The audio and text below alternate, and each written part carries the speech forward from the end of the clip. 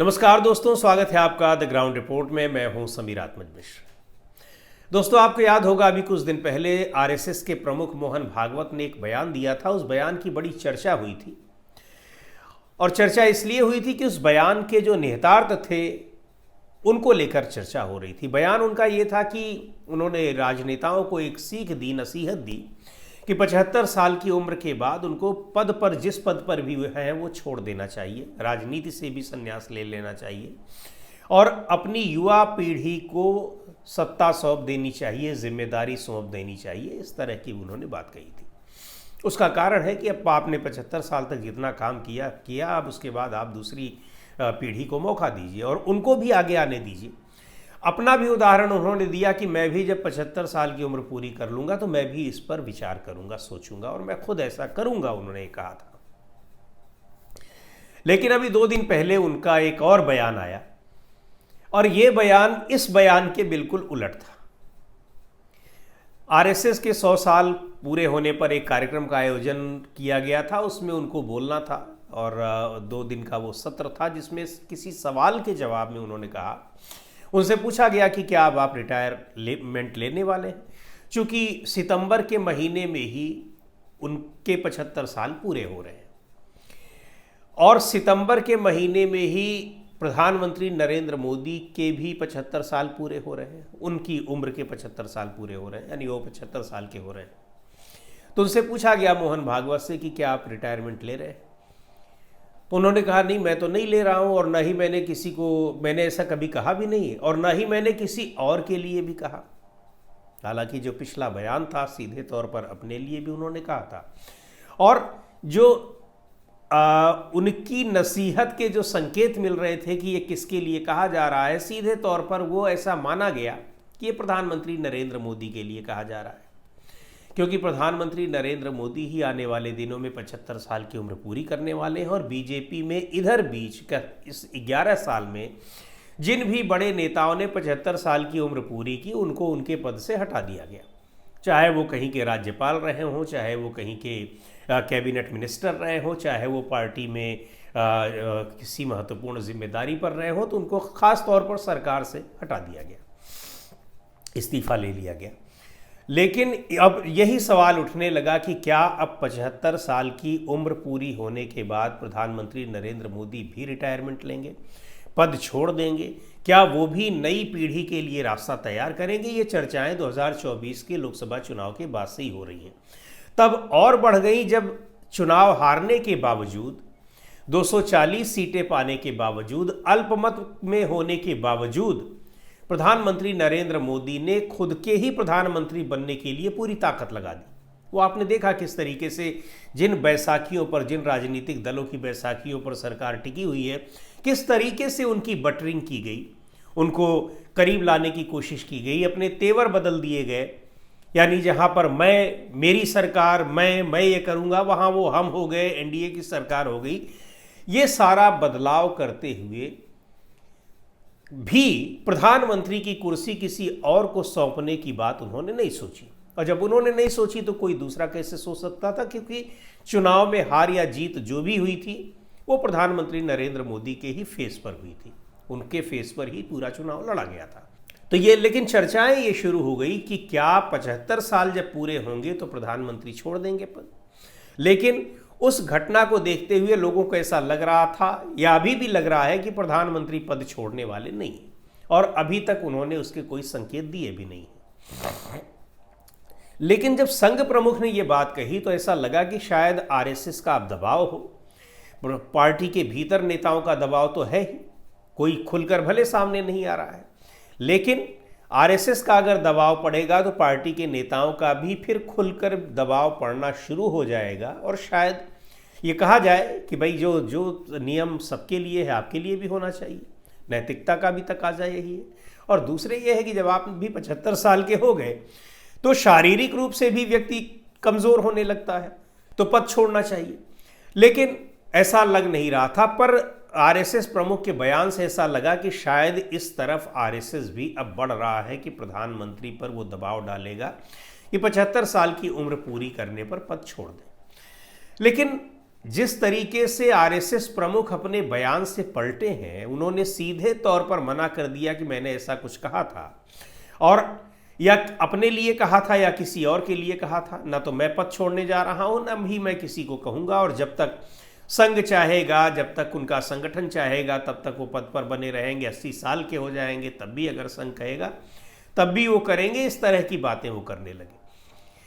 लेकिन इसके पीछे ये जो बदलाव है, ये जो पलटने का सिलसिला है, अपने बयान से पूरी तरीके से पलट गए, इसके पीछे ये कोई सामान्य बात नहीं है। इसके पीछे बहुत सारे कारण हैं जो साफ तौर पर दिखाई पड़ रहे हैं। किसी ने कहा नहीं है, लेकिन बहुत सारी चीज़ें होती हैं, बातें होती हैं जो तमाम घटनाक्रम के ज़रिए वो पता लगती हैं, और उनमें बहुत सारे सवालों के जवाब अपने आप छिपे रहते हैं। आरएसएस प्रमुख के अपने बयानों से पलटने को लेकर जो सवाल उठ रहे हैं, उनके जवाब भी यहाँ पर छिपे हुए हैं।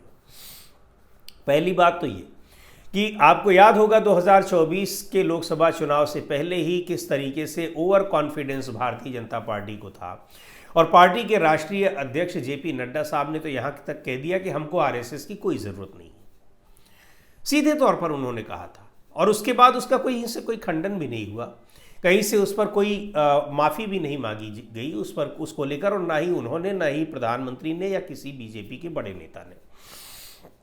ऐसा माना गया कि आरएसएस को ये बात बुरी लगी है, लेकिन आरएसएस करता भी क्या।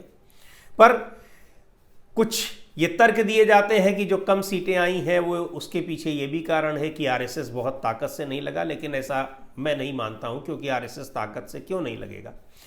आरएसएस को भी बहुत कुछ चीज़ें जो मिली हैं इधर बीच पिछले 10-11 साल में, वो मिली है भारतीय जनता पार्टी के सत्ता में आने की वजह से ही मिली है। दूसरे, आरएसएस उनको नहीं चाहेगा तो किसको चाहेगा।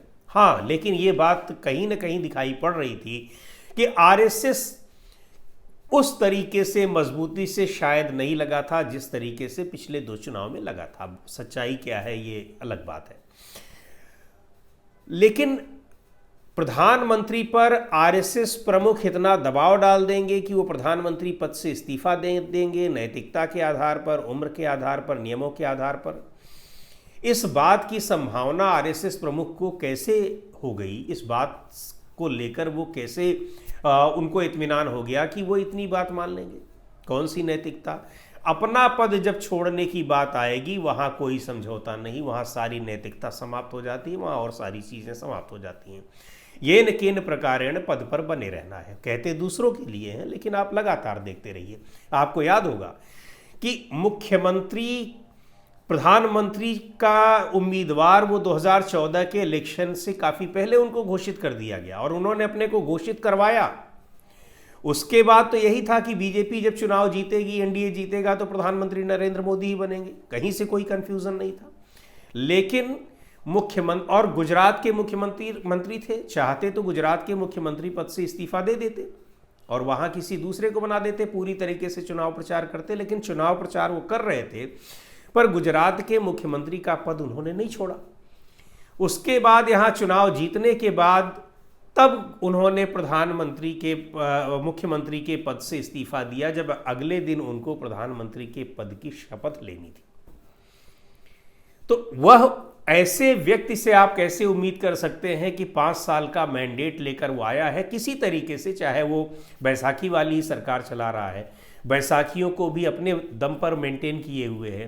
तो जब तक उनके पास बैसाखियां रहेंगी, वो अपनी जुगाड़ की हुई बैसाखी पर किसी दूसरे को प्रधानमंत्री कैसे बना देंगे, ये उम्मीद कैसे संघ प्रमुख को हो गई। और ऐसा लगता है कि इस बयान तो उन्होंने दे दिया, लेकिन इस बयान को देने के बाद उनके ऊपर जिस तरह के दबाव पड़े हैं, उनको देखते हुए संघ प्रमुख को अपना बयान बदलना पड़ा है। अब ये दबाव डायरेक्ट उनके ऊपर डाला गया या क्या किया गया वो हमें नहीं पता है। लेकिन आप देखिए कुछ घटनाक्रम अगर इधर हम लोग देखें, जिस तरीके से एक खबरें आ रही हैं कि आरएसएस की निगाह में सबसे प्रिय व्यक्ति ऐसा कहा जाता है कि वो है नितिन गडकरी। शायद उनको प्रधानमंत्री के पद पर नरेंद्र मोदी के बाद उनके उत्तराधिकारी के रूप में आरएसएस उनको देखना चाहता है। नितिन गडकरी के बेटों की संपत्ति कैसे कई गुना बढ़ गई, एथेनॉल में कितना उसमें उनकी कंपनी बना रही है, कितनी कंपनियां उनके कितने बेटों के पास हैं, उसमें कितना मुनाफा कमाया जा रहा है, ये सारी जानकारी अचानक निकल कर आती है। ये यूं ही नहीं आ रही, ये कहीं न कहीं इसका स्रोत मोहन भागवत के उन बयानों के पीछे भी दिखाई पड़ रहा है। यह संकेत देने की कोशिश कर रहा है कि ऐसा नहीं है कि केवल विपक्षी नेता ही इस तरह की कार्रवाइयों की जद में आ सकते हैं। सत्ता को चुनौती देने वाला या सत्ता पर आंख गड़ाए रखने वाला, प्रधानमंत्री मोदी की कुर्सी पर नजर रखने वाला कोई भी व्यक्ति इसकी जद में आ सकता है। नितिन गडकरी के कई मंत्रालय जो पिछले हुआ करते थे, जो कैबिनेट में उनकी ताकत होती थी, वो पूरी तरीके से कमज़ोर कर दी गई है। लेकिन मंत्री बनाए रखना ज़रूरी था, इसलिए बनाए रखा गया। पर जैसे ही मोहन भागवत का ये बयान आता है, अब आप देखिए उसका नतीजा दिखाई पड़ता है। बहुत सारे उदाहरण पहले से भी हैं। दूसरी बात ये कि इन पिछले 11 सालों में आरएसएस के तमाम लोगों ने भी जिस तरीके से धन बनाया है, धनाढ्य हुए हैं, तो कहीं से वो पैसा गाड़ कर तो लाए नहीं थे, और इसी सरकार की बदौलत उन्होंने कमाए हैं। आप देख लीजिए, जब आरएसएस के लोगों का रहन सहन देख लीजिए किस तरीके से हुआ करता था 10 साल पहले, और अब देख लीजिए। और इनमें सामान्य कार्यकर्ता से लेकर और बड़े स्तर तक के जो प्रचारक हैं, चाहे बड़े पदों पर बैठे लोग हैं, सबका ये हाल है। बहुत सारे लोगों को कई तमाम जगहों पर योग्यता ना होने के बावजूद एकोमोडेट किया गया है। तो ये संकेत था कि सबकी नब्ज वहाँ पर है, पकड़ी हुई है, और जब चाहे उसको दबा दी जाएगी। तो एक बड़ा संकेत वहाँ से भी मिला कि आप उसको भी ज़रा ध्यान में रखे रहिए। अच्छा, महत्वपूर्ण बात ये, अब तो चुनाव हो चुके हैं, आरएसएस अब क्या कर सकता है? अब तो वहाँ पर पद से हटा नहीं सकता, यानी अविश्वास प्रस्ताव तो पारित करवा नहीं सकता। सांसदों पर इतनी भी उसकी पकड़ नहीं है। दूसरी बात ये कि 240 सांसद बीजेपी के अपने हैं, और बाकी जो बैसाखियों वाले सांसद हैं उनका मैनेजमेंट प्रधानमंत्री ने ही किया हुआ है। वो कैसे किया हुआ है ये वो जानते हैं। तो वो बैसाखियाँ आरएसएस के कहने से अलग हो जाएंगी, ये भी संभव नहीं है। अगर वो अलग होंगी तो अपने से अलग होंगी, अपने स्वार्थ की वजह से अलग होंगी, अपने राज्यों के स्वार्थ की वजह से अलग होंगी, या फिर कोई और कारण हो सकता है। कम से कम आरएसएस के दबाव में आकर तो वो प्रधानमंत्री को पद से हटाने की कोशिश नहीं करेंगे। तो ये, और इस चीज़ को सुनिश्चित कर चुके हैं प्रधानमंत्री नरेंद्र मोदी, और लगातार वो किए जा रहे हैं, ऑबलाइज करने की हर कोशिश करते हैं, चाहे वो नीतीश कुमार हो, चाहे एलजेपी के नेता हो, या फिर तेलुगु देशम पार्टी हो। मुख्य रूप से इन्हीं 3 पार्टियों का, और शिवसेना हो एकनाथ शिंदे वाली, इन्हीं 3-4 पार्टियों का प्रमुख रूप से सपोर्ट मिला हुआ है, जिसकी वजह से सरकार टिकी हुई है। तो ये भी आरएसएस प्रमुख को लगा होगा। और ये भी एक बात है कि इससे पहले, नरेंद्र मोदी से पहले संघ प्रमुख मोहन भागवत खुद 75 साल के हो रहे हैं, तो उनको लगा होगा कि हम अपने आप ही अपने रिटायरमेंट की बात क्यों करें। जिस तरीके से संघ प्रमुख हैं, जिसको प्रधानमंत्री कहते हैं, एक एनजीओ है उसका, लेकिन संघ प्रमुख किस तरीके से सत्ता का उपभोग कर रहे हैं वो भी दिखाई पड़ रहा है। जेड सिक्योरिटी उनको मिली हुई है, जहां भी जा रहे हैं किस तरीके से स्वागत हो रहा है। सरकारी टेलीविज़न चैनल उनके भाषणों का लाइव प्रसारण करते हैं, तो सत्ता सुखी भोग रहे हैं। एक और कोई एनजीओ तो ऐसा नहीं होगा जिसके प्रमुख, जिसके हेड का भाषण कोई टेलीविज़न चैनल, सरकारी टेलीविज़न चैनल लाइव प्रसारित करता हो। दुनिया में कहीं नहीं होगा, भारत में तो छोड़ दीजिए। तो ये सारा सत्ता सुख भोग रहे हैं। पद से खुद उतर जाएंगे तो कहाँ भोगेंगे। और दूसरी बात ये कि जिसको पद से हटाने की कोशिश कर रहे हैं, अगर उसकी मुखालफत सीधे तौर पर करने लगेंगे, तो ये जो सारा सुख भोग रहे हैं वो सारा सुख तो अपनी जगह चला जाएगा। लेकिन इसके पीछे उन्होंने क्या कुछ किया है, तो बहुत सारी चीज़ें, लूप होल्स पता हैं, और कभी भी कार्रवाई की जद में आ सकते हैं, ये बात उनको भी मालूम है। तो ये बहुत सारी चीज़ें ऐसी हैं जिनसे ये लगा होगा कि संघ प्रमुख को कि भलाई इसी में है कि इस तरह की नसीहत ना दो कि प्रधानमंत्री नरेंद्र मोदी को 75 साल की उम्र के बाद पद छोड़ देना चाहिए। अपनी भलाई इसी में है, उनको ये महसूस हुआ होगा। हालांकि प्रधानमंत्री नरेंद्र मोदी तमाम चीज़ों में उलझे हुए हैं। जिस तरह से बिहार में उनको चुनौती मिल रही है, जिस तरह से वोट चोरी के मामले में सीधे घिरे हुए हैं, जिस तरह से ऑपरेशन सिंदूर को लेकर सीधे घिरे हुए हैं, जिस तरह से अमेरिका के राष्ट्रपति डोनाल्ड ट्रंप बार बार दावा कर रहे हैं, टैरिफ लगा रहे हैं, ये सारे मुद्दे ऐसे हैं जिसमें वो बुरी तरीके से घिरे हुए हैं। लेकिन इसका ये मतलब नहीं है कि वो इस्तीफा दे देंगे, 75 साल की उम्र पूरी होने के बाद पद किसी और को सौंप देंगे, खुद वानप्रस्थ आश्रम में चले जाएंगे, या 2029 से पहले वो पद छोड़ देंगे, या फिर वो किसी मध्यावधि चुनाव की ओर बढ़ेंगे। इस तरह की कोई संभावना फिलहाल नहीं दिखाई पड़ रही है। गिराने की स्थिति जब आएगी तो ये फिर तभी गिरेंगे जब उनके सहयोगी दल, एनडीए में शामिल घटक दल चाहेंगे। बाकी ये आरएसएस के दबाव में आकर वो अपना पद छोड़ देंगे, नैतिकता का हवाला देकर उनसे इस्तीफा ले लिया जाएगा, इसकी संभावना कहीं से नहीं है। और यही बात शायद आरएसएस प्रमुख को पता लग गई, जिसकी वजह से वो अपने बयान पर कुछ ही दिनों के भीतर पलट गए। और अभी आरएसएस का दशहरे पर उनका शताब्दी समारोह भी होना है।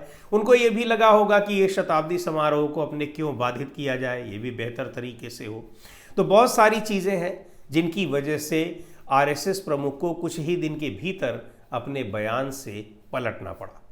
आज की वीडियो में इतना ही। अगले वीडियो में फिर मिलेंगे एक नए विषय के साथ, एक नए मुद्दे के साथ। द ग्राउंड रिपोर्ट के यूट्यूब चैनल को आपने अब तक सब्सक्राइब ना किया हो तो ज़रूर कर लें।